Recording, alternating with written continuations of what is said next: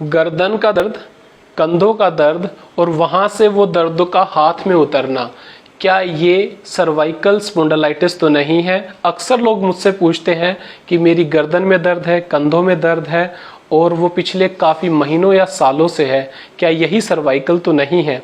दोस्तों, आज मैं डॉक्टर अश्विनी कुमार करनाल प्लस के माध्यम से आप लोगों के साथ सर्वाइकल और लंबर स्पॉन्डिलाइटिस के बारे में बात करूंगा और आपको बताना चाहूंगा कि इसको ठीक करने के तरीके बिल्कुल आसान हैं। 90% लोग बगैर किसी दवाई के ही सर्वाइकल स्पॉन्डिलाइटिस से ठीक हो सकते हैं। तो क्या है सर्वाइकल स्पॉन्डिलाइटिस, हम बात करेंगे। हमारा जो गर्दन की रीढ़ की हड्डी है उसको हम सर्वाइकल स्पाइन बोलते हैं। उसके अंदर हमारी हड्डियां होती हैं, उनके बीच के अंदर सॉफ्ट डिस्क, जिनको लोग मनके बोलते हैं, वो होता है और उन्हीं के बीच से पीछे से निकलती है बारीक नसें, जो कि हमारे हाथों को और नीचे के पोर्शन में हमारी टांगों को नर्व की सप्लाई देती हैं। इस तरह से हमारे गर्दन से जो नसें निकलती हैं वो C5, C6, C7, 8 ऐसे करके हमारी हाथों को सप्लाई करती है और ऐसे ही पैरों की तरफ नसें निकलती हैं। जब कभी भी ये मन के हिल जाते हैं या इनकी सेटिंग खराब हो जाती है, ये छल्ले हिल जाते हैं, नसें पीछे की तरफ चली जाती हैं, तो वो नसों पे दबाव डालते हैं और पूरी टांग या फिर पूरे हाथ में दर्द का आना हो जाता है। इसी बीमारी को कहा जाता है सर्वाइकल स्पॉन्डिलाइटिस और ये शायद ही कोई ऐसा आदमी हो जिसको जिंदगी में ना हो। हम सभी लोगों को कभी ना कभी कमर या गर्दन का दर्द हो ही जाता है। हर बार वो सर्वाइकल स्पॉन्डिलाइटिस नहीं हो सकता है वो मस्कुलर पेन भी हो। आखिरकार इस दर्द के होने के कारण क्या है? ये एक लाइफस्टाइल रिलेटेड डिजीज है। ये हमारे गलत तरीके से बैठने से, गलत तरीके के सोने से, बहुत ज्यादा मोबाइल फोन का प्रयोग करने से, लंबी समय तक कंप्यूटर, टीवी या स्क्रीन के सामने बैठने से होता है।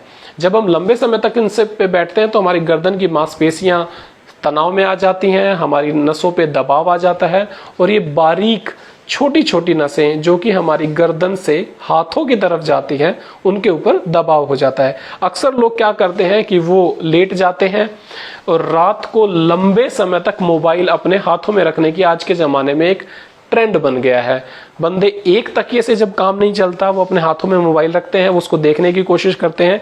एक तकिए से यदि काम नहीं लगता तो वो दो तकियों का इस्तेमाल करते हैं और इससे गर्दन का जो एंगल हमारे धड़ से जो मिलता है वो बढ़ जाता है और लंबे समय तक स्ट्रेस पड़ता है। ये जो एंगल है ये हमारा काफी बढ़ जाता है इस तरीके से लेटने से और सारी नसें जो हाथों की तरफ जा रही हैं, लोग अपने हाथों को ऊपर रखते हैं, मोबाइल को उठा के रखते हैं तो उस पर प्रेशर पड़ता है। इस वजह से ये एक दर्द बहुत कॉमन आज के ज़माने में हो गया है। दूसरी बात, बच्चे, बूढ़े या आम आदमी जो कंप्यूटर पे लगातार बैठ के काम करते हैं उससे भी ये दर्द बढ़ जाता है। इससे फिर बचने के तरीके क्या हैं? सबसे अच्छा तरीका बचने का ये है कि आप अपने गर्दन का पोस्चर हमेशा ठीक मेंटेन करें, तकिए 2 की बजाय 1 और मुलायम और पतला तकिया ही हमेशा यूज़ करें। चाहे आप करवट से सोएं या सीधे सोएं। कंप्यूटर पे काम करते हैं, स्टडीज करते हैं तो आप लोग 2 घंटे से ज़्यादा लगातार एक पोस्चर में बैठे हुए ना रहें। उसके लिए कुछ व्यायाम भी हैं जो मैं आपको बताना चाहूँगा। आइसोमेट्रिक एक्सरसाइज, अपनी गर्दन के पीछे दोनों हाथ रखें, अपनी गर्दन के पीछे दोनों हाथ रखें इस तरीके से और जोर लगाएं।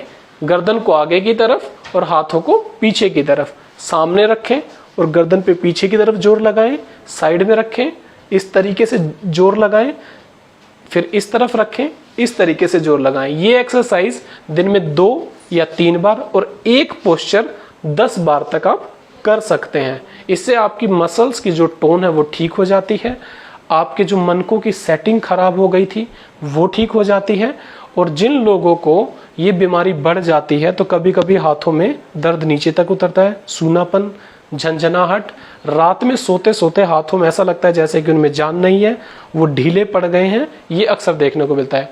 एक्सरसाइज करने से, अपना पोस्चर ठीक मेंटेन करने से और डाइट का क्या रोल है कि आप अपने खाने के अंदर वो कोई चीज़ें ना लें जो वायु दोष और वात और पित्त को बढ़ाती है।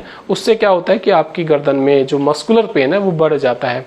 इस तरीके से हम लोग इस सर्वाइकल स्पॉन्डिलाइटिस की बीमारी से बच सकते हैं। कुछ लोगों में क्या होता है कि बीमारी बढ़ जाती है, एक्सरसाइज, फिजियोथेरेपी, डाइट कंट्रोल सब कुछ करने के बाद भी वो लोगों को आराम नहीं आता है। ऐसे सिनेरियो में नसों पे दबाव का ज़्यादा हो जाना है, तब हम लोगों को गर्दन के एक्सरे या कभी कभी पेशेंट्स का एमआरआई कराकर भी देखना पड़ता है।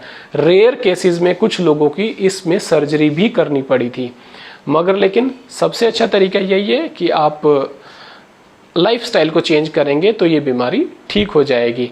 और मैं आज करनाल प्लस का धन्यवाद देना चाहता हूं कि उन्होंने एक ऐसा अच्छा प्लेटफॉर्म बनाया जिस पे हेल्थ रिलेटेड टिप्स आते हैं, और इस प्लेटफॉर्म के माध्यम से हम लोग अच्छे अच्छे टॉपिक्स आप लोगों के सामने लाते हैं। Thank you.